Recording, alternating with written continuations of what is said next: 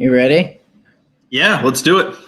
All right. Well, since I'm sure they can cut this. So, all right. It's right at 8:15, 11:15. All right. Ready in 3, 2, 1. What's happening, y'all? I'm here with Brady. We're gonna kick this off. We're doing a little bit of a different show. We're gonna tape each week. We're gonna call this Action Hour. And how you doing, buddy? How's the week been? Hey, it's been pretty good, Justin. Thanks for asking. I can't complain. We hit a few winners today off of the program. I know that we found a really good one out at Oakland today, and then I was playing Turfway tonight, and the last 3 races I just played the Scotty top picks and hit the exacta in all 3. And so if I complained, I don't think anybody would listen to me right now. Right? Yeah. And how about Scotty at Tampa Bay? What did he single a 20-1 shot? He singled a 20-1 shot, morning line, and you had Sammy Camacho riding, and the horse was a 28-point increase in the GSR from last time out. And so that's what he found. And that's really what the program's all about, is how do we find exposures in the morning line? And so if we were making the morning line, that horse would not have been 20-1. That horse would have been sub, 5-6-1, and maybe even the favorite.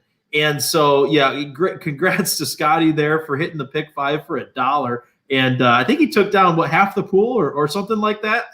I think not a bad week. So I think it was about 50, and it paid, I think, 25 for 50 cents, 25,000. It wasn't quite. I think it was like 1/8 or something. But yeah, I love it. He plays with no fear. I just love that, and I'm super excited. We're gonna do this a little bit different. We tried doing the live show like he does, go in the multi-hour in the afternoon, but we're gonna sit here and we're gonna go through a couple sequences, focus on like the big sequences each weekend, spend 60 to 90 minutes and do that. And obviously this weekend we have Santa Anita Park, the mandatory pick 6 carryover, and then we're gonna also look at the back half of the Aqueduct card, which has the Gotham. Absolutely. I mean, this Saturday is absolutely loaded with races. Whether you're looking at Aqueduct for the Gotham, you're looking at Santa Anita for the late pick 6 mandatory payout. Tampa Bay's got some top class races, and Oakland's got a few, and Gulfstream's got a few. But today we're focusing on the Gotham card and Santa Anita. So let's dive in. All right. So we'll start with Santa Anita. We have, we'll start at race 6. Let's try to put together pick 6 for the viewers here. And I think, as you guys watch this from the viewer side, why don't you guys post comments, questions here, on the video. Let us know what you want to hear in future weeks. We'd love to focus on it. If you have things on the tool, feel free also use the Facebook VIP page. Great group of people. I know they talk tickets, they go through stuff. If you have questions there, I'll be out there. I'll look at it, and you and I both have Twitter. So if people have questions there, definitely hit us up there. But I think, or on the YouTube, on the chat. So either place, let us know what you guys want to talk about, but let's jump in. So we have the mandatory pick 6 that's going to be paying out, a good card at Santa Anita, I feel like. So let me flip over. I'm going to pull up the system as well.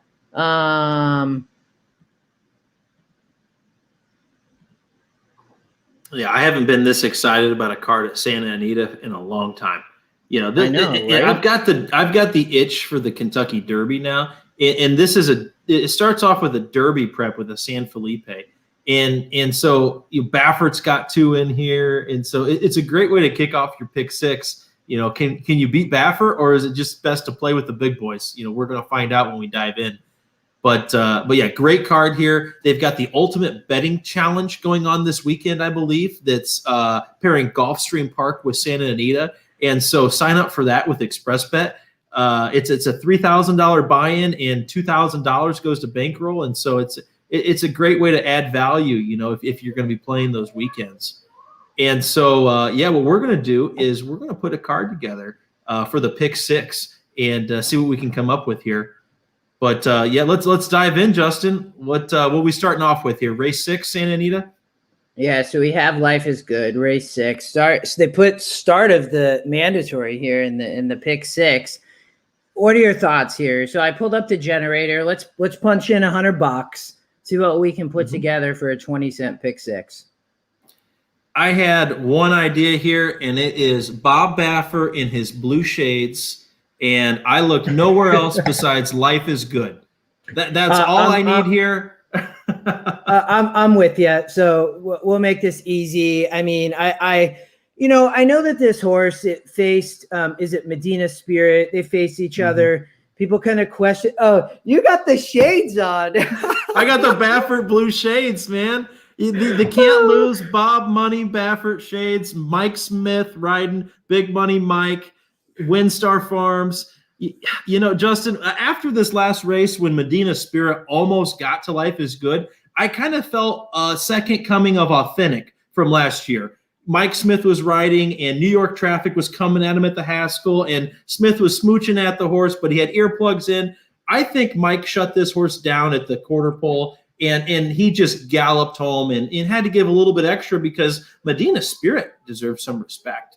I think that's another. It's a top Baffert horse. It's just not Life is Good, and so I think Mike's going to set this horse down, going 8.5 furlongs. I think this is the prep before the Derby. Windstar. This is the one that Bob wants to go, and he's been training really good. He's getting the figure 8 this week, and so what that is it helps the horse relax. It goes on their face a little bit. It's kind of like a little blinker / harness. That goes on, and so the figure 8 is supposed to add a little bit of focus, and so I think they're really starting to get serious with this horse. Life is Good, and I wouldn't be putting on the blue shades unless I believed it. I love it, man. I mean, I need myself a pair of those. I'm gonna have to find those by Saturday.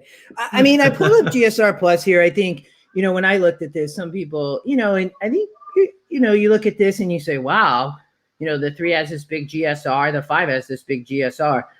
But when I looked at this, and I remember watching that race, I think Life is Good to me is just a big standout here. I think that this horse is going to run big. The system has this horse at 1-2 on the EquinEdge morning line. The morning line 4-5. I mean, gosh, I'm with you. So let's single. We're moving on. I love the shades. They look great. So we'll bring it up. We'll start a trend there. When we have a Baffert single, the shades have to come out. Yeah, I'm with you. I need a pair. All right. So let's go to the 7th. So an allowance, on the turf, going 8 furlongs. To be honest with you, I thought the 2 could be really tough here. I thought the 6 was a bit sneaky. The system likes the 2 and the 3 here. Where'd you land? I landed on the 2 and the 3 here, and I could make a case for just singling the 2. I love this horse. This horse came over from Great Britain, and so this is going to be the 4th start now for Richard Baltas. The only thing that I thought that they were changing up is the rider. Joel Rosario's rode this horse the first 3 times he's been in America, and now Baltas is going for Flavian Pratt, which is not a bad thing, as he's usually the top rider out there at Santa Anita. And this horse has been there every step of the way. If you looked at who he's lost to Storm the Court, Smooth Like Straight. And so he's running in really good company, and Smooth Like Straight is regarded as maybe the top turf horse on the West Coast. And so I really pointed to the 2 as my top selection. However, if we want to get a little bit creative, I thought the 3 could have been there in your must include category. And the 3 is Rip City for Mike Pipey. And Mario Gutierrez has ridden this horse for the last 2 years. And so, that says a lot to me. They've really placed this horse properly. If we look at the races coming up, the horse has won at every single level and is proving consistency. And so I agree with what Mike Pipey is doing, is putting this horse in this race just to have a test to see what this horse is made out of. The 2 hasn't proven himself as a winner yet in America. And so I'm a little hesitant to just go out and single the 2. I will be in some tickets, but I think where I'm trying to spread a little bit more, I will be including the 3. So let me make a case for the 6 a little bit here. So I didn't love the 8 Scotty Long Shot in the 1. I kind of had looked at it a little bit. The 6, so Tripoli, has Rispoli riding. Rispoli. Yeah, I see what you maybe did there's there. something there.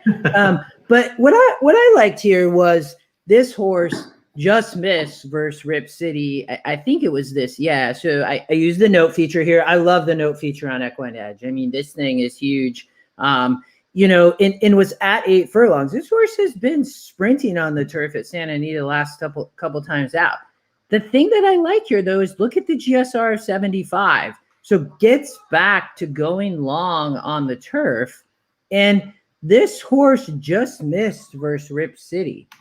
I think that this horse has a shot. I think it's getting overlooked a little bit. It's not in the top Scotty. You're getting 4-1 on the morning line. I think that the system has it at 8-1. I don't, I can't say whether it's going to be Rip City. I think it has a shot, though. When I look at this at 10% and 13%, similar horses, I feel like here. Why don't we? So let's keep going. I think. And I love the sprint to route change there. The horse is going to show speed. You're 6. And I agree. It's gone toe-to-toe with Rip City. And maybe you have arguably the best turf jockey on the West Coast in Umberto Rispoli. I like it. I like it a lot there. So let's go 3 deep. Let's go right, 2, 3, 6. What do you say? Yeah, and if we feel like, I'm with you, and you can see in my notes up here, again, I love the notes. I think the 2 could be a single. I mean, this horse, we're kind of not even talking about it, but not to spend too much time, but this horse is facing much, much better. I think you're right. Has not won in the U.S., but I mean, this horse has ran in some tough races. I mean, it's coming off kind of a small layoff, second off the layoff. I mean, you get Pratt, Baltus. I mean, so let's go 3 deep. If we feel like we need coverage later, I'd be okay singling the 2 as well. But let's add the 6 here and see what the ticket generator does, and we can see where we get. Let's lock the first. Okay. Sorry, I missed that. Let's go to the 3rd here. So the 3rd leg, race 8, will regenerate since we added the 6. So system has 1, 2, 9. Oh, hold on. Sorry. There we go. So here we're going to 7 furlong sprint on the dirt, the grade 2 San Carlos. I liked flow on here on the 5 a little bit as a long shot. I did not think that you could just let this horse go. I don't love Storm the Court here. I mean, I get it, but in a lot's tougher. Is getting this horse, I feel like it's been routing, it's been on the turf. Now they want to sprint it at 7 furlongs. I mean, has been facing much tougher. The 9 has been in, I think, is taking a big step in class here. You get Rosario, the 7 as well. I thought the 7 was a little bit tactical. I thought the Scotty Longshot 5 could hit here. I could not go slim with Storm the Court here. Where were you at? Well, here's my teller. Is Brittany Urton going to be jumping up and down screaming as Storm the Court is crossing the finish line? That's all I need to know. And if so, we're singling. But if not, I think I'm going 6 deep here. Yeah, and Storm the Court's a scary horse. I remember I was at the Breeders' Cup in 2019 when he won it like 40-1. And now ever since, I remember at the Pegasus contest, when people saw how speed favoring Gulfstream's turf was, they were scared to death of Storm the Court. They're like, oh, you better use him. And my buddies told me that I better use him too. I didn't listen that time and it worked out, but usually it does when I listen to my friends. But Storm the Court, I want to beat this horse so bad. I think that he's going to take money. And so, I mean, I would love to beat this horse. And I went 6 deep here. I went 1, 5, 6, 7, 8, 9. And so I felt like we were skinny enough in the first 2 legs, and that I'm going to be a little skinnier in the mid to late part of this pick 6 sequence, that maybe we could catch a mid price here. You gotta use Storm the Court. He's going to be the speed. Okay. And Santa Anita it's just like any other dirt track. It's a tiring dirt track, which means you want to be on the lead or near it. And so I used the 1. I also included the Scotty Longshot, the 5. And I like your comment about Florent Giroux, Flo. And in some reason, he just chooses to ride horses however he wants to. And even if you're not a speed horse, he might still take you to the lead and see if you feel comfortable out there. And so the thing you have to appreciate about Florent Geroux is that he usually puts your horse in a position of no excuse. And so if the 5's good enough. Yeah. Yeah. The thing I like about this is they get it back to dirt. Like it shouldn't. Let's look at the GSR here. I mean, yeah, the GSR tells us it's probably better. It's better. It can run on turf, but when you look back here, when you look back here, I mean, this horse ran well on dirt. It did not run well on turf. And so when I look at this, I'm like, this is a dirt horse. And then I look and, you get the 70 GSR, it was running well in the low 60s. So if we, Storm the Court's been facing obviously much better. But when you look at some of these others, I mean, the 9 horse, it ran really well to 68, and so I think this horse fits here. So when I like to play races, sometimes I just like to toss the favorite. Like if I think it's a favorite and it's beatable. In this race here with the pick 6, we have Storm the Court, which is going to take a ton of money. The morning line, though, on, the system really likes it. So at 3-2, the morning line is only showing 5-1. So maybe you do get a little bit of value here. I'm with you on tossing the 2. What were your thoughts on the 7 a little bit? And then I think you said you added the 6 and 8. So you were 1, 5, 6, 7, 8, 9. That's correct. Or 1, 5, 6, 8. You were 1, 5, 6, 8, 9. 1, 5, 6, 7, 8, 9. Okay. And so I did include the 7 Exalted, and that horse scares the crap out of me. It's Mike Smith that's going to go gunning for the lead. I see so much speed in this race. The 1's going to go. The 7's going to go. Who knows what Flo's going to do with the 5? The 6 is going to go. The 8's going to go. And so I see 4 or 5 horses that all want to be on the lead. And to me, that just absolutely spells pace collapse or who's the most fit out of this bunch, which is why I went 6 deep. In a race like this, it's a lot harder to predict because a lot of it depends on the post draw, a lot of it depends on the break, and a lot of it depends on the jockey's tactics and the instructions given by the trainer. And we just don't know those things. And so I felt like this was a valid race to spread in because of how many horses are going to be gunning for the lead. And it'll either be a survival of the fittest or who can pick up the pieces at the end. And I would rather have coverage here with the 6 horses that we mentioned than try to really get skinny when we have maybe 2 false favorites.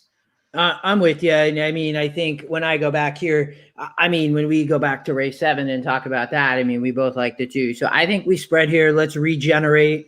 It's going to cut us down probably later. It may. I did not lock race 7, so I'm kind of curious what the system might do.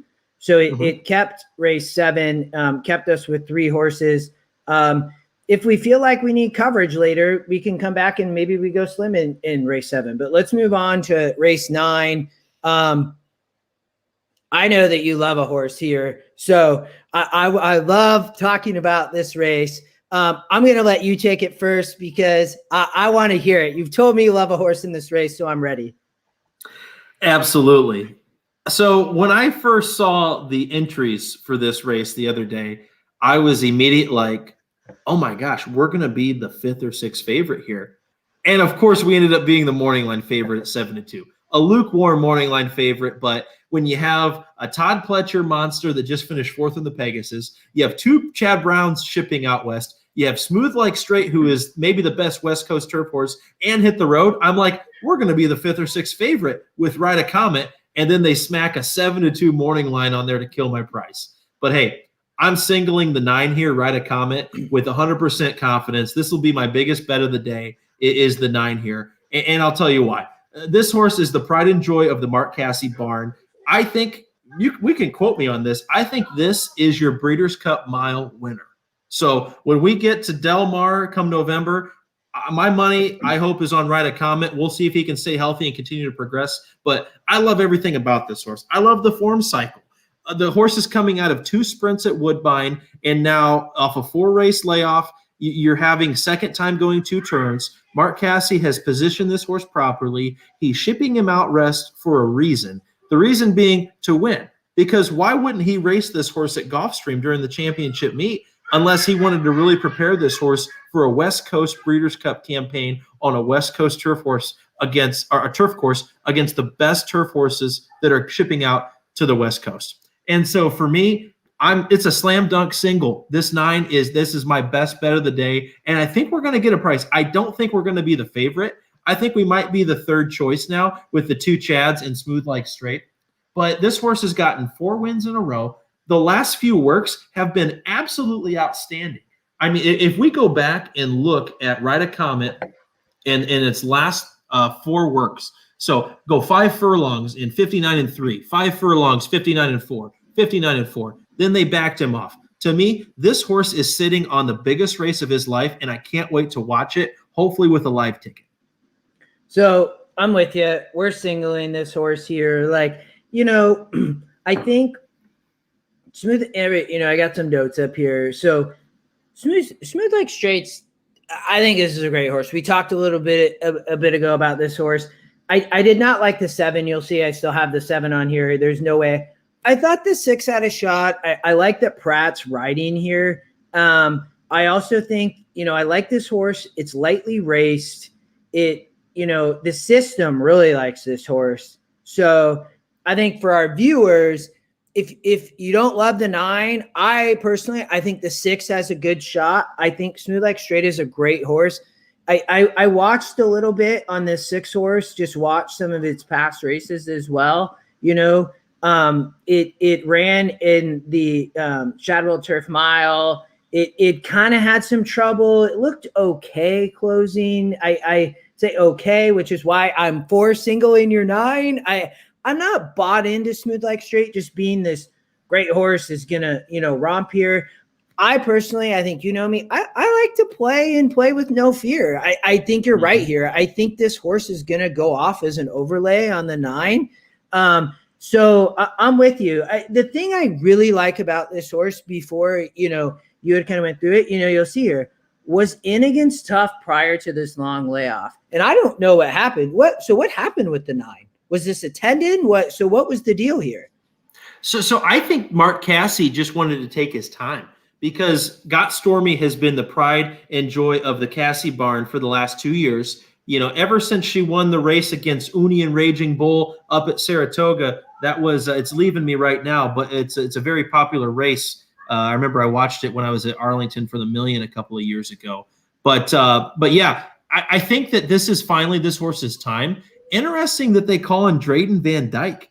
Of all the riders that they could have gotten, mad respect for Van Dyke getting the big mount. He's been winning like crazy at like 8 to 10, 15 to 1 out west. And I know he's moving his stable out to Kentucky for this summer. And so I love Mark Casse giving a confident shout out to Drayden Van Dyke to ride this horse. And I think his riding style really fits this. I love it when Drayden's coming off the pace. Yeah, and I think the deal there was something with the agent, right? Like the agent that was representing somebody jumped, and I can't remember it. But it'll be interesting. Flavian's agent, yeah. Yeah, that's right. And they can only, I think, represent 2 riders. And I think it'll be interesting. Does Van Dyke and Casse, is this going to be a little bit of a little new broship that's going to happen? And is this going to become a little bit of his romance? Yeah, right. Yeah, I like it. A little bit of change up for Drayden. I know that a lot of people give him a lot of flack, and I know he's rode for Bob quite a bit. And, I like Drayden though. And I like this here too. So I'm with you. We're going with this. We're going to single this 9. I'm going to be cheering on Saturday that this thing can just come through. So absolutely. Let's go. And I hope Drayden gives Tyler Gaffleone a call on a little bit of tips, because this is Tyler's horse and now Drayden's get a shot. Who knows? Tyler might have another mount, and maybe this is Drayden's Breeders' Cup horse. I love it to see a young guy step out for an opportunity to strike in a big race like this. So good luck, Drayden. Yeah, for sure. So let's move to the 5th leg here. You were at the 10 furlong, the Santa Anita handicap. I was at, you were there too. We were at Gulfstream. Pegasus World Cup Day. You came in second. I sat across the table from the winner, Scotty McKeever, for that tournament. An amazing day. We watched Independence Hall. I did not have this horse. I could see it after the fact. Ships out west, but we also have Maxfield here. And I think Coastal Defense maybe has a shot here. I don't know. I did not love the 5 with JJ, but where were you at here with as it relates to the Santa Anita handicap? So me and Independence Hall just don't get along for some reason. And so Scotty, he can also thank Independence Hall because I didn't have him on my trifecta that who knows would have given me a chance to be a little bit closer within shouting distance. But nobody had that horse at 25-1 in the Pegasus. I don't know. I don't know what to do with this horse. Yeah, this is kind of one of those types where I watched him run in the Malibu, and did they shut him down at the quarter pole? Is that why he didn't try to run down in Charlatan and Nashville? Or was this horse just not that good, and he ran the race of his life, the Pegasus, at 25-1 with no public respect? And so I included this horse defensively only. And, the top pick's Maxfield. This is the goal, a stepping stone for the later goal of the Breeders' Cup Classic. Brendan Walsh has been very upfront about this horse and the long-term goals. And Maxfield's had some health trouble over the years, staying healthy. I mean, I remember when he won the Matt Win, and it was like, oh my gosh, this is going to be maybe a top 3 Derby choice. With the 2 Bafferts that got hurt and some other horses like Tiz the Law, that he was in that conversation just a year ago. And it's crazy how quickly we can forget that. And so the question's going to be, will Maxfield like the dirt out there at Santa Anita? Will he like a more tiring track? Well, he's undefeated 5 for 5. So it's got to be the top choice. But with this pick 6 sequence and being a mandatory payout, it wouldn't hurt to spread just in case. And so I did go 4 deep here. I went the 1, the 2, the 5, and the 6, with the 2 being the top choice, and will be a single in a few of my tickets. But I know you had some thoughts on the 5 Express Train. No, I did. I liked Coastal Defense over the 5. Okay, Coastal Defense. Yeah, the thing about this horse, I always, one of the first things I do in the system, so for our people watching this, is a lot of times I like to look at the morning line versus the EquinEdge morning line, if it's there. The one thing I like about the system is we have a morning line with EquinEdge before you get a morning line from the track, which is always a lot of fun too. When you handicap and all of a sudden you're like, oh, EquinEdge has that horse at 10-1. The track might have it at 15-1 and you get a lot of value. So it depends. The thing I like about this horse, Dale Roman's now, this thing's kind of been all over. It's been in Kentucky. It's been at Ellis. It's been at Churchill. It's been at Keeneland. They shipped it out to Gulfstream for the Pegasus World Cup, and there was some talk, hey, can this course show up? Can it not? Obviously, I felt like Nick's Go, right, just ran everybody off their feet, ended up, just kind of winning like most people expected. The thing that is about this is this horse ran some great races in the Clark and the Fayette. And I think this horse fits here. I really do. I don't know about Dale anymore. You have Velasquez riding. I do think we need this horse. I know you mentioned the 6. I had tossed the 6 off idle. So I think it's going to become here. Do we so we were 1, 2, 3, 6 in the 7th. So do we end up cutting a little bit here? I think we need the 4. So then I think we need the 1, 2, 4. It then becomes, do we need the 5 and 6, or can we cut in the last? So in the last, the ticket generator gives us 5 horses. It does not give us the 8, which I actually think we might need the 8 because it's a top GSR. I don't know where you were in the last. So maybe let's talk about the 5 and 6 real quick, and then we can jump to the last. And then we're going to wrap this up. When we just did, we're at power or action hour, and we got through that pretty quick. We're going to look at the Aqueduct late pick 5, but let's finish up this pick 6 carryover mandatory payout. But between the 5 and 6 here in leg 5, give me a story on the 6. I want to hear about the 6. Absolutely. So the 6 was very highly regarded, and the 6 has taken some money over his lifetime. He's been the favorite in 4 out of his 5 lifetime races and has never finished off the board. And so for me, this horse is very, very highly regarded. And Richard Baltus always calls Joel when he has a good horse. And it's just kind of slightly underperformed. And so if we look at the races that he's been in the last 2 times, was both grade 2s, San Pasquale and then the San Antonio. And one of them, I believe, let me look at the running lines here for Idol. He lost to Express Train and Kiss Today Goodbye. And so, he has kind of underperformed, but it's kind of that uncertain horse that's like, he's got a lot of heart.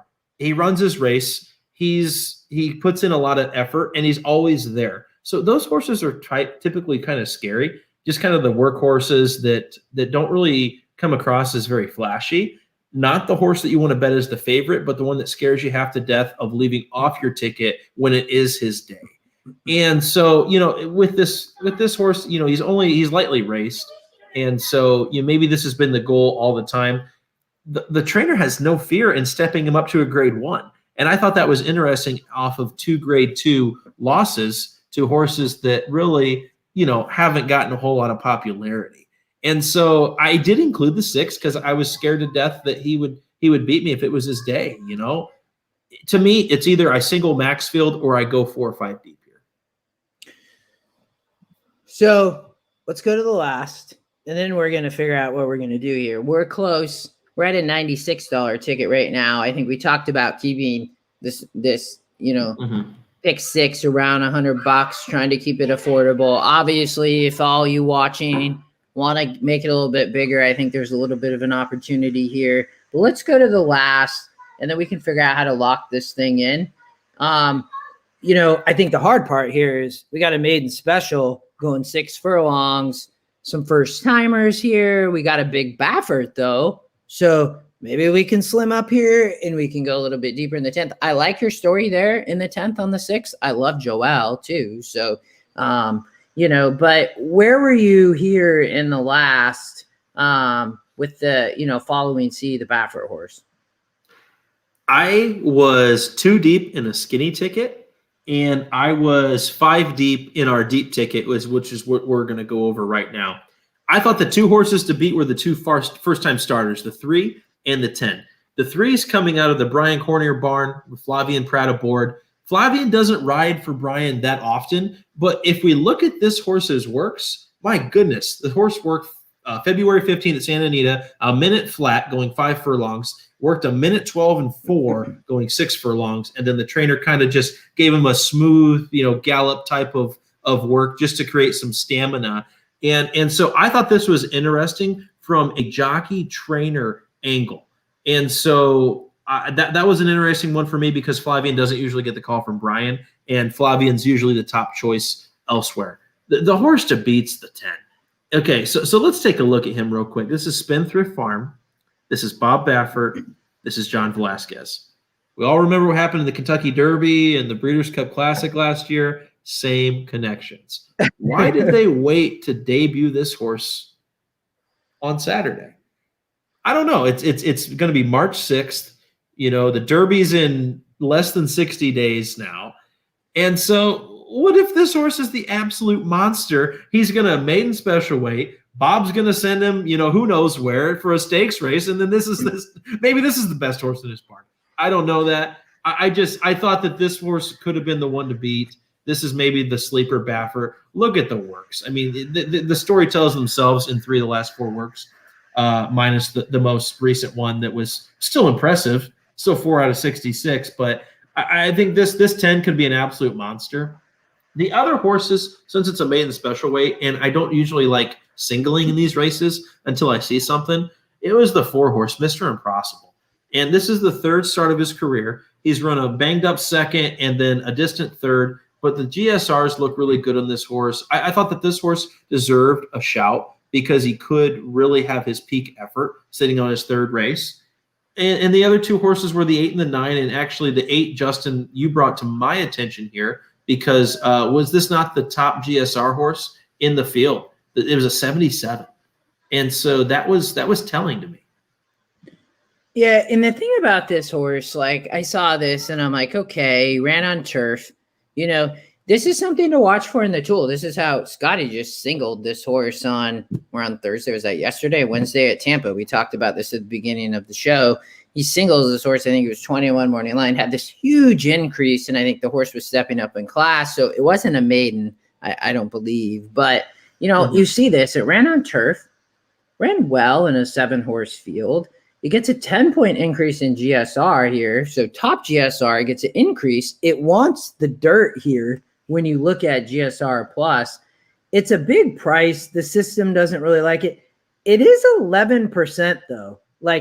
Remember, this is an AI algorithm. 11%, in the Baffert, it's only 27%. I mean, as a horse player, we know Bob, Baffert, Big Works, this is a homebred for Spendthrift. I mean, the whole thing, right? So it's but I in the tool right now doesn't have it because I probably left it on here and, we're spread elsewhere. I think you can include this horse. It is a big GSR. You'll see my note up here, the works. And we actually had talked about this earlier and you called this out a little bit sneaky, run it at San Luis Rey. And working just great here at the beginning of February into kind of mid-month, and then a little bit maybe a maintenance mode, getting this, Doug O'Neill getting this horse ready with Ricky Gonzalez, who I love coming down from Golden Gate. Love that we have JJ and Ricky coming down and riding here at Santa Anita. So I think this horse is a little bit sneaky. So let's lock this thing. Lock it up. We're singling in the first, obviously, with Life is Good. We're singling a play from you. I can't wait to watch this and write a comment. Spot play. Yep. So let's figure out here. So we talked about, the 2 could be a single here. We're gonna spread here. 1, 2, 3. I know that you liked I like the 6, you like the 3. Oh no, we did not talk about the 1 here, correct? Remind me. So we don't like the 1. We like the 2, 3, 6. So we're gonna kill the 1 here. We're gonna lock this up. Let's see if we can get our coverage then in these couple of other races. Here we go.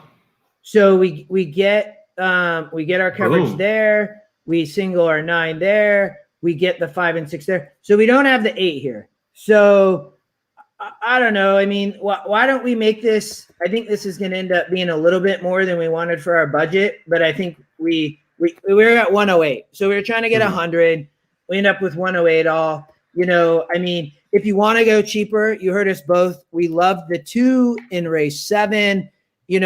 I liked the 6. Brady liked the 3. You could slim your ticket down quite a bit if you want to choose between one of those.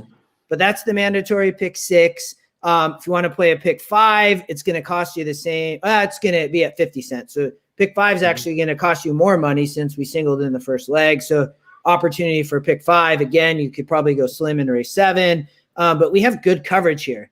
And last week, first show, Oak 1 pick 5 we hit. So let's keep it going. I mean, there's opportunities here in the pick 6, the pick 5, the pick 4. I think play with this, you guys. A lot. We wanted to cover the pick 6 because we knew it was mandatory day. So there we go. Anything else on Santa Anita before we move on? I know we talked about trying to do this in an hour. I think we got about 20-ish minutes for the Aqueduct late pick 5. What else? Anything about Santa Anita before we flip over to Aqueduct? With $108 ticket costs, it's worth it on a mandatory payout day to play a group ticket with some buddies. Okay. Yeah. And so, all go, get 4 guys to all throw in, $27. And so it's worth it to not single like a Maxfield. If you beat a Maxfield, the ticket's going to pay balloons more than what it would if Maxfield wins and you singles. Same thing with Whisper Not. So we're trying to take a stand in 2 of the legs to really, part of it's handicapping, but really the thing that's really lost in the art of it's ticket construction. And so we're trying to construct this ticket to get the best possible payout. Okay. And so when you're playing the pick 6, you're trying to catch a big one. If we're playing, I'll be playing rolling pick 3s through all of these legs. And, I'm going to be singling Whisper Not in a few legs. I'm going to be singling Maxfield in a daily double with Ride a Comet. And so, that's going to be probably one of my bigger bets of the weekend. But just in case, something happens, they are animals, they are horses, and they are unpredictable sometimes. And so, I love the coverage that we have here for the price and the budget. So let's go to the Gotham card. I'm excited about this one. And I'm not much of an Aqueduct player, but I've been studying it lately, and I'm pretty excited. We got some shippers coming in up north. And I got to give a shout out. There's a group of guys on the Facebook page. They got their own little chat. You talked about playing tickets with buddies. They put a group together, and I don't know, I think the group's grown to like 40 people, and they play a lot of tickets together. They've hit multiple Aqueduct pick 5s and pick 6s over the last month in February, multiple of them, like amazing, Oldie, Chris, like great work, guys. They know that they kind of start these. They include a lot of people. I love playing joint tickets too. Allows you to play a little bit of a bigger ticket, have a lot more fun, have a little more coverage, so we're at Aqueduct. We talked about we didn't focus on the pick 6. We tossed the first race, you all, in the pick 6, but talked about doing the late pick 5 here. So let's we want to do $100 again. We'll do 100. I mean, I think you could bump it down maybe to 80, but we'll stick at 100. We kept our pick 6 there. Let's this at Aqueduct, to me, I felt like that Santa Anita looked a little bit more like I could try to figure it out. I struggled a little bit at Aqueduct. I don't play here as much either, but we'll do $100 50 pick 5. There's a ticket generator. It looks like it's singling in the last. I had a note here that was wide open. I know you and I talked a little bit through this card. You look at the win percentages, and it does look wide open to me. Where'd you fall here? That Creed song, Arms Wide Open? I'm not going to sing it like Creed, but everybody's doing that in their minds right now. I'll spare it for you. We need some kind of like alert or button that I can press that goes like all, and then like it goes like sirens going red, because this is an all race for me. This is all button central, and I'll tell you why. If you look at the program here, EquinEdge program, and we're looking at the win percentages, we're looking at the GSRs, we're looking at the SORs, we're looking at everything, because this is what we do. I don't sleep a whole lot. It's because I'm looking at this as much as I possibly can. This race screams all. It is so wide open. None of the win percentages are single digit. So everybody's a double digit, at least 10% on the win percentage end. Okay?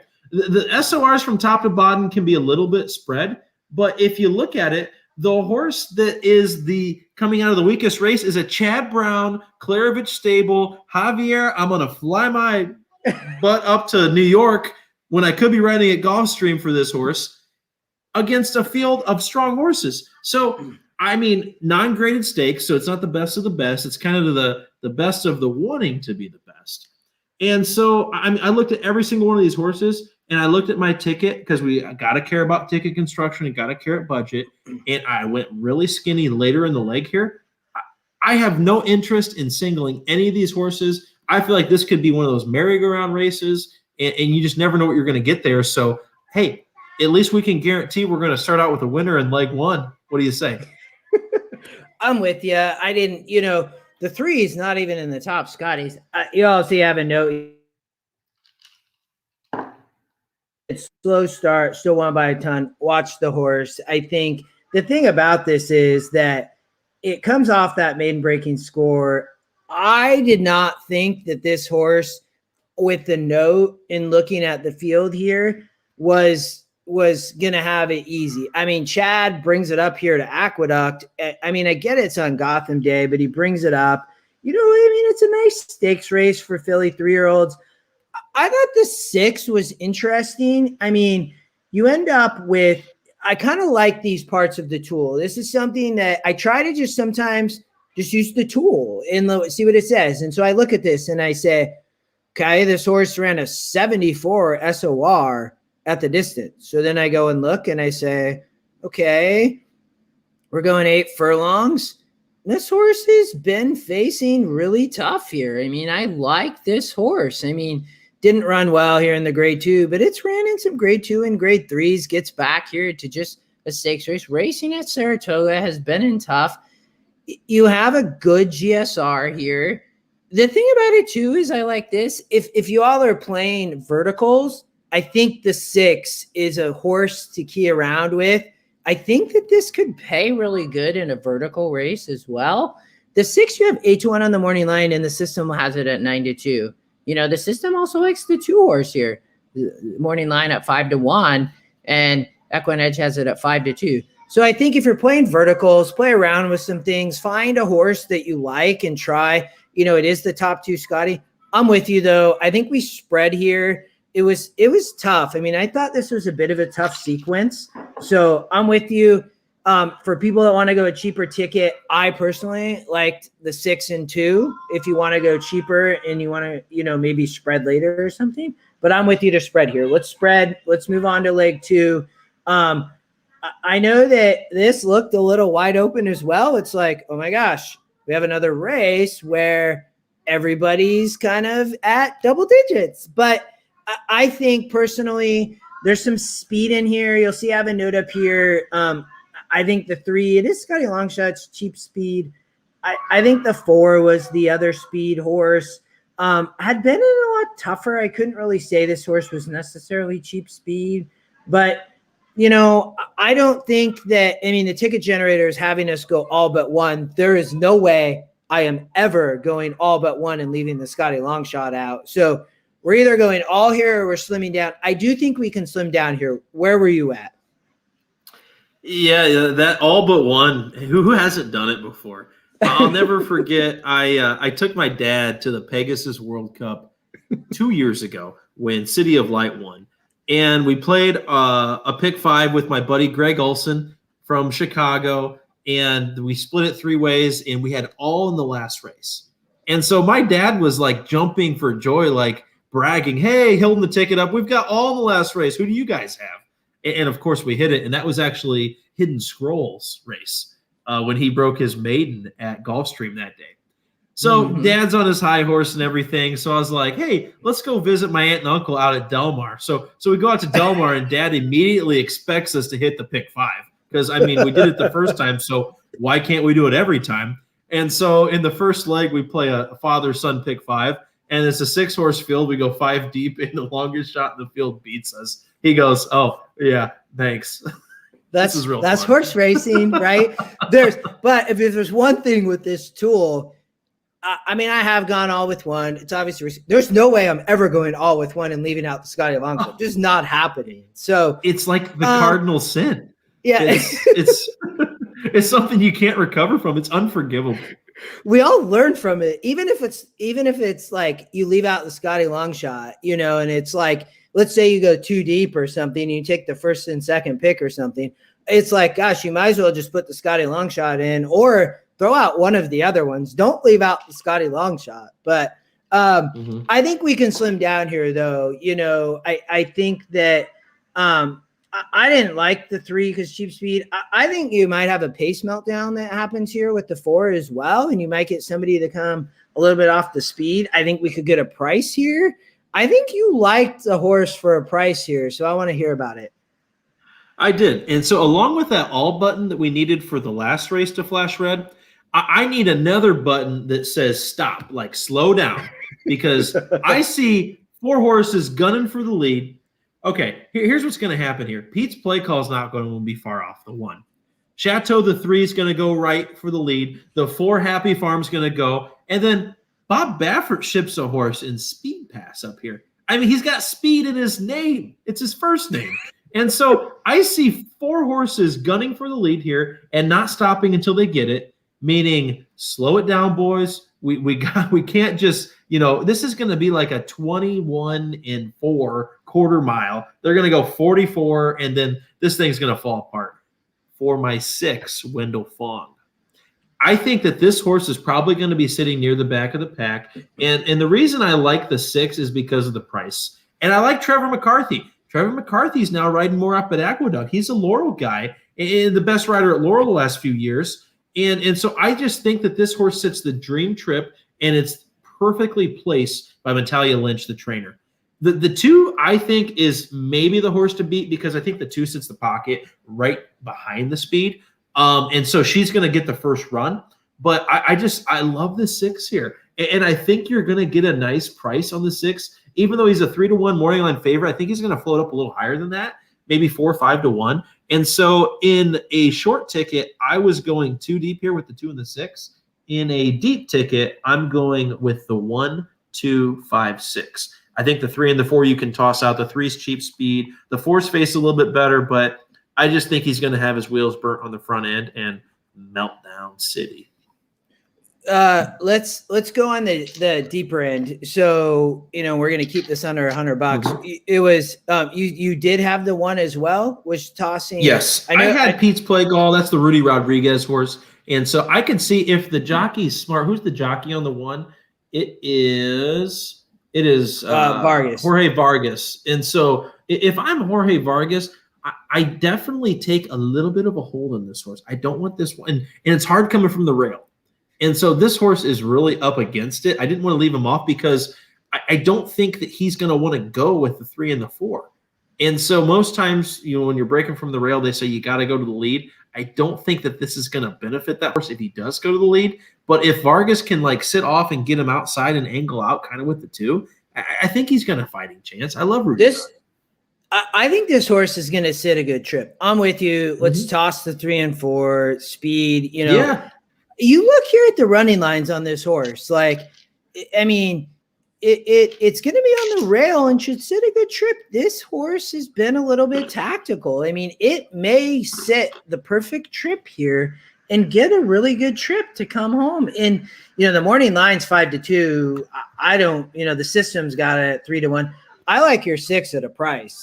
I'm with you here. I think that, McCarthy used to ride in New York and then ended up, I think, going up north and has been riding great and ends up, I think, as the jockeys have moved around a lot, has decided to come back and obviously ride down at the Big A and stuff and has a good shot. So we're going to toss the 3 and 4. We're going to regenerate. It'll give us a little bit more coverage. It looks like I added a horse down in race 9. Let's jump to leg 3. I think this race is, I think you potentially could single here. I don't think you need a lot of coverage, but where were you at?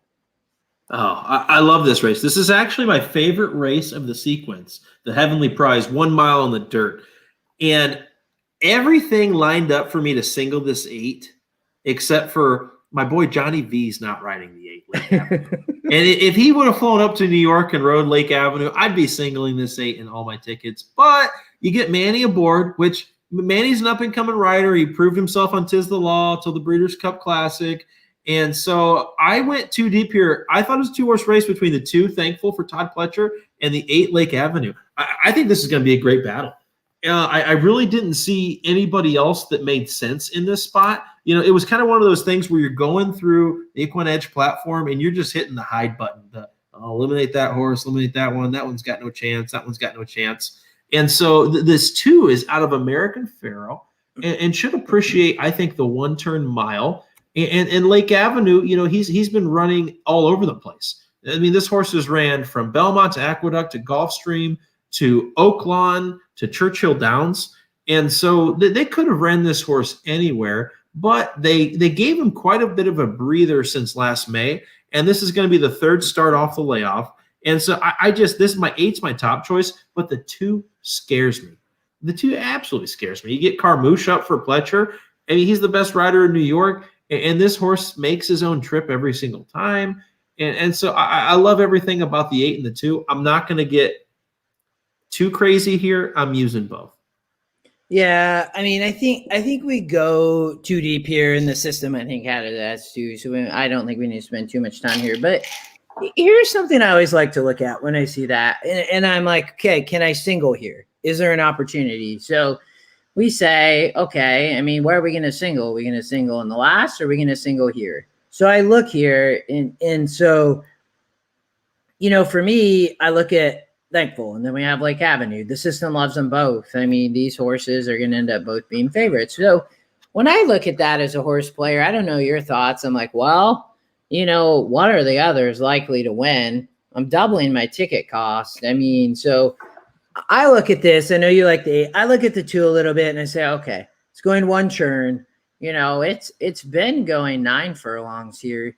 You look at GSR plus, and it's kind of wonky. You know, you see this stuff sometimes, and who knows why? This is an AI system. I mean, it's just what comes out of the system. But you know, it definitely. I think that this horse. I mean, when you look at this, and I think it's going to throw me back. But when I look at this, I say, okay, you know, you have this horse that's. It's an American Fair. I think it's gonna like sprinting here when looking at this. I mean, Fletcher has this with Carmouche, you mentioned. You know, it I think is gonna get a really good trip. It's gonna be a great race. I know that for sure. I mean, this could end up being one of those races where they just come down to the wire and they're bobbing.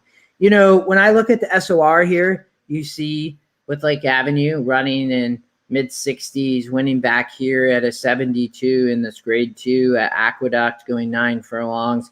The thing here, great GSR. So I'm with you. I don't really know how to differentiate here. I think if somebody wants to try to decide between the 2, I think you could, and you could spread later. If you have, you know, the system, the different algorithm up here, Scotty's Picks likes the 8. Again, these are all different algorithms. The win percentage is different than the Scotty Picks. You know, the win percent likes the 2. The Scotty algorithm top picks likes the 8. So where are you going to go? And you try to figure it out, right? And all you can do is, you know, they both have great SORs. They both have good GSRs. So, you know, the 2 has won at the distance before. So it's tough. I think we go too deep here. I think the one thing when you use the ticket generator, you make slight tweaks, right? I think that's the thing that I've learned with this thing. We've slightly tweaked it. We haven't done a lot. We let it go, and we go 2-8 here. Let's go to the 4th leg, race 9, the Gotham, you know, big race of the day here. Where are you at here? I thought that I didn't really like this race. I did not think this was a great grade 3. I didn't really know from the perspective of what's going to happen. I don't think it's going to produce a bomb necessarily. I just didn't love the race from the standpoint, but where were you at? So I got to preface this with Batman is like my favorite movie series of all time. And, you know, we're in Gotham City running the Gotham. So this should be my specialty race. And I'll tell you what, one of the things I love about handicapping on EquinEdge is that I can take away the morning line from view, or that they've got the races up so early before the actual track has the morning lines up that it's a real pure handicapping experience. And so I really don't get biased by it. Like with Ride a Comet, I thought he was going to be about 7-8 to 1 and ended up being 7-2 morning line favorite in a spread race. I'm all over the 3 here, highly motivated. This is Chad Brown's Derby horse. Chad's never won a Derby before, and Klarovich has 2 in the race. And so it makes me wonder, well, what are we trying to do here? But I'll take a line from Lee Corso. Not so fast. Freedom Fighter is shipping out from west for Bob Baffert up to the Gotham. Why? This horse just went toe-to-toe with Concert Tour, who is also regarded in the futures pools as maybe Bob's second best Derby horse. Yeah. And so, you know, there were some guys that got Concert Tour at like 50, 60 to 1. And then they're like, man, Freedom Fighter really dug in. And I don't think that they expected Freedom Fighter to run that big of a race. And now they ship him out to the Northeast to run in the Gotham. I mean, maybe this horse is Batman. I don't know. Maybe they changed his name. But I'll tell you what, my top pick's going to be highly motivated. I love the races that this horse comes out of. He's improved every single start. And I just think, you know, and Chad's barn's been kind of quiet lately, which is kind of interesting. You know, I'm so used to Chad running, you know, 40%, you know, 30% on the turf. And, you know, he's had some really good dirt starters recently. But I really think that this is the one that they're really keying on. It is highly motivated. I think this is the horse that Castellanos actually flying up north to ride. And so, you know, this could be his Derby mount for Klarovich. It's an Into Mischief sire, which has been great going 1 turn. And this is a 1-turn mile. And so some would argue that is the Gotham really a Derby prep? Because it's still 1 turn. And once we get into March, what does a 1-turn Derby prep actually tell us? This is a race that Jackie's Warrior should have been. Let's be honest. So you got Freedom Fighter, you got Highly Motivated. The other horse I used was the 6, Capital Cane. And that's kind of the horse that's like, hey, where's my respect here? You're giving me a 5-1 morning line because I'm not Chad Brown trained. I'm not Bob Baffert trained, but I won the Jerome and I ran okay in the Withers. And so the horse likes Aqueduct. And so I'm kind of going to use a horse for course angle here on a deep ticket and go 3, 6, 7 and make sure that I get through this leg, because as we know, Gotham City can get pretty sketchy and Batman's there to save the day. So let's hope that we've got him on our side. I love it. You got the 4, Scotty Longshot here. I don't know. I mean, you all can see I left it in here. A lot of times I always leave the Scotty Longshot just kind of in for my final cut down. I cut off half the horses. I looked at this and I said, okay, the 3 is only 19%. Morning line likes it to 7. I think on cheaper tickets, you probably can go too deep, 3, 7. I mean, maybe you like one horse over the other. I don't think we really need the 4 here. I know I hate sometimes cutting the Scotty Longshot. Part of it is, the system does not like it from a morning line perspective. The thing about the 6, and you talked about this, and I think here, if I'm going to add a price, it's the 6. It's only 5-1. I think the 3 and 7 are going to take so much money, though, that you're going to get a bit of a price. It definitely, from a distance perspective, it's throwing a 61 GSR, and I think it is only one churn. But the thing that I like about that is the horse also has a 79 GSR, 7 furlongs. 7 furlongs is not an easy distance to run. You do have this gap here at 7.5, but I think this horse maybe upsets. I mean, I don't know. If I'm putting a horse in, I like your 6. I mean, I really do. So let's lock it 3, 6, 7. So what's going to happen, I think, is that I don't know. Let's see here. We were all, and then I don't know if it's going to let us catch anything in the last, because our $100 ticket cost. So let's see here, though. So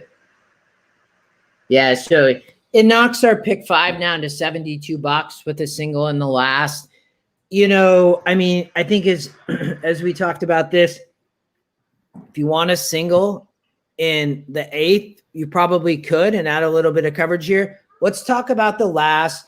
We almost kept this at an hour, man. I mean, we talked about it. I'm looking at the time right now. We're at an hour and 2 minutes. A great Saturday is coming. The thing that I loved about us changing this up a little bit, before we get to the last race let's dialogue a little bit, is like, we went through the show last Saturday and went through it. And I think I was really excited with you. Like, let's talk about some stuff in advance. Let's handicap together. Let's go through this stuff and put this out. Let people kind of have it before a big day. I have 2 boys, that. Like, I can't always sit down on a Saturday and do everything. We get this out, people have it, and they get to listen to us for an hour. Maybe they're on their way to work. Maybe they're at work doing something on the computer and they throw their AirPods in. Like, I love being able to do this with you. Just so you know, it's been a lot of fun. I love to hear from you about the show a little bit, just as we did it. And then we'll jump in the last race. We'll close this out. Love the format this week. With so many big races going on, it's almost like chaos and pandemonium going on in the horse racing world this Saturday. And so there's so much going on right now that we wanted to get the content out early for you guys. So that way you could get your tickets punched in. You could get some ideas flowing about Saturday. And it's always nice to have something to look forward to, especially midweek.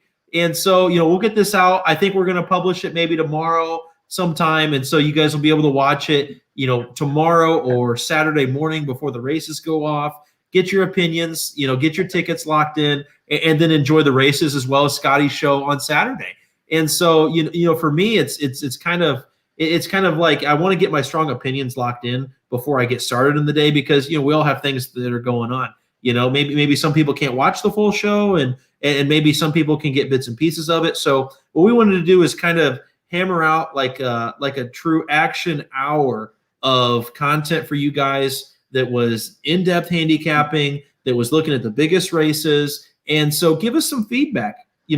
Give us a shout out on Twitter, send us a DM. However you're going to get in contact with us, let us know what you want to hear on the show. And we'll be happy to tackle a few questions next week as we're going through the bigger races every single week up until Derby season. So let's see how we're going to get paid here on this last flag. Yeah, and before we get there, one thing, I think that for all the viewers, there's going to be a promo code this week. I think it's going to be in the description, if I remember correctly, for Derby promo. They're going to get Santa Anita, EquinEdge, and Aqueduct for free this weekend on Saturday. We just went through it. They're now going to get the tool. What better does it get? I mean, I don't think it gets any better. Does anybody else give that out? I mean, I don't know. I don't know, man. I don't think so. And all I know is if you would have just boxed the Scotty top picks tonight at Turfway, you'd have paid for your subscription for the next 6 months. That's sometimes what happens. I think Scotty's told me that an attorney in a tournament, just box the top Scotty picks and Scotty Longshot comes in and you're golden. All right, let's get at it. I know we're there. It wants to single the 4. I mean, my note here, this horse is getting a massive drop. I see it. I sometimes have a lot of people that know me and been around the tool know that, there it is. It just showed up. It was MIA for a second. That I love when you get a Scotty Longshot with a price play. You get an 8% horse on the 1. The morning line likes it a little bit. I don't know why. I don't know why this thing's a Scotty Longshot. I don't know why it's also a price play. 2 different algorithms. The price plays don't hit, I feel like, as much as the Scotty Longshot. I think if you're going to single somewhere else, if you're going to single in race 8 or 9, definitely include the 1 you all. I think here it makes our ticket too big. You end up almost at $150. I get the 4 as a single. I mean, the system loves it. It's only 26%. I think this was a little bit of a tough sequence. I'm with you in the beginning and what the tool says to definitely spread early. You see this race looks a little wide open, but the 4 is getting a huge drop. I know people hate singling in the last, but it's what the tool tells us. What do you think? It is suspense singling in the last, but it's also nice to make it to the last too, to have a chance. And so I love this 4 here. I love that Carmouche gets the call from Morley. I love that this horse is dropping in class. And I love that the horse has almost won on the lead at tougher class levels. And so for me, this is a pure class play. And the other thing that I notice as Justin pulls up this horse's running lines, it's in every other type of racehorse. And so if we look back at Churchill Downs, Churchill Downs, and runs second, out on the lead the whole time. Okay, that was at $50,000 claimers, non-winners lifetime 2. The next race, he throws a clunker in. Okay, maybe we'll forgive it. The next race was an Aqueduct, $25,000 claiming non-winners lifetime 2, runs second and just gets beat at the wire. Okay, next time out, runs a clunker. This is the time in this horse's form cycle for him to peak again. And this is not a lightly raced horse. I mean, they've been getting into him over. I mean, he's raced 1, 2, 3, 4, 5, 6, 7 times since September of last year. And so what I think this play is that they're really trying to find the spot for this horse to win. And if it's not here, it's not going to happen. And so this is kind of a now or never situation for me on this 4. Yeah, I mean, I'm with you. I see the single here. I mean, you always like to be on those tickets where you got 5 horses in the last or however many, and you have lots of opportunities for a price. But this horse looks like this is where it fits. As I've owned a few horses in my life, you want to be in the winner's circle. I see this here and I'm like, this horse has 1 win in 15 tries. That's no fun when you go to the track to watch your horse and you're getting second and getting thirds. I think this horse gets home. I think we put together, and we came in under budget, $72 here. I mean, and we get under the $80 budget even. So I think You single the 4 here in the last. If you feel like you want to single elsewhere, I know you and I talked about a few other horses we like or where people maybe can narrow. Obviously, in race 8, maybe there's potential. Or if you have a really good,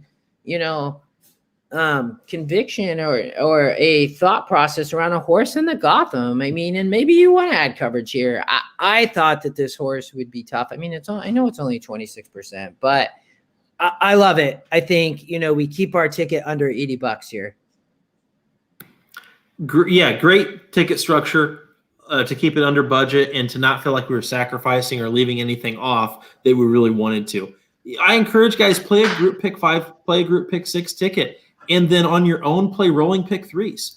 Say that you have a 5 race sequence and you really love, races 2, 3, and 4 in the sequence, but you hate race 1 and you hate race 5. Play a pick 3 in the middle.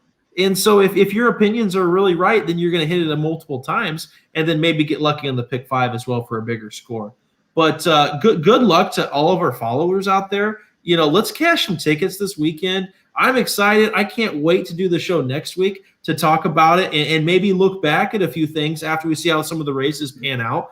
And I can't wait to see, write a comment in the winner's circle. I'm telling you, I'm pretty high on this horse right now, and I might be killing my price by giving it away. But hey, you know what? That's what we're going to do for the viewers here today. So don't let us down, Drayden. Let's get this one home.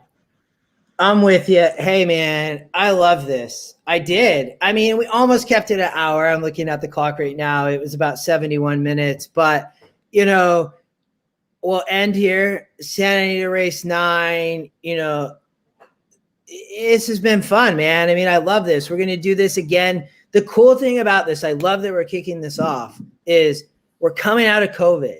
We have a real derby coming up, and we got Keeneland around the corner. We got, you and I love turf racing. I mean, I just can't wait. I can't wait for this Saturday. I mean, it's a good Saturday. We didn't even cover Tampa. You and I both love Gulfstream. For everybody, I know there's a big tournament this weekend down. I think it's probably Gulfstream in Santa Anita, right? I mean, and I think you got a big Santa Anita card. Gulfstream always has good races. I can't wait to go through that, a card with you around Gulfstream. But this has been fun, man. I mean, I couldn't have asked for a better partner.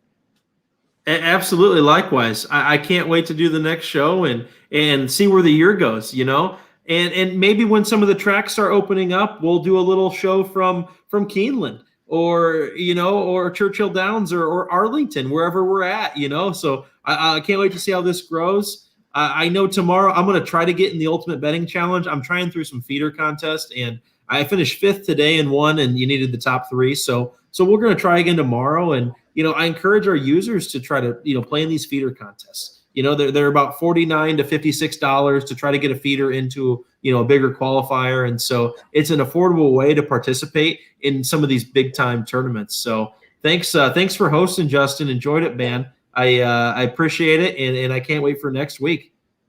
All right, brother. It was good. It was fun. I can't wait for it too. Everybody watching, make sure you like the like button too on YouTube. I'm sure it will be up there. Facebook, put the comments in. Happy to answer questions, both of us. We will see you guys soon. I hope you guys have a good weekend. YouTube, Brady, good luck. I feel like you're going to get in tomorrow, so I can't wait to chat more and watch the tourney. I know Scotty's in it, so let's see if he can, get 2 out of 3. I know that he had played in a tournament kind of before, but tournaments are here. It's the next hot thing, and this tool is perfect for it. But good luck. I hope you have a great weekend, and for everybody, we'll be seeing you guys soon. Yeah. See you guys. Thanks. Thanks.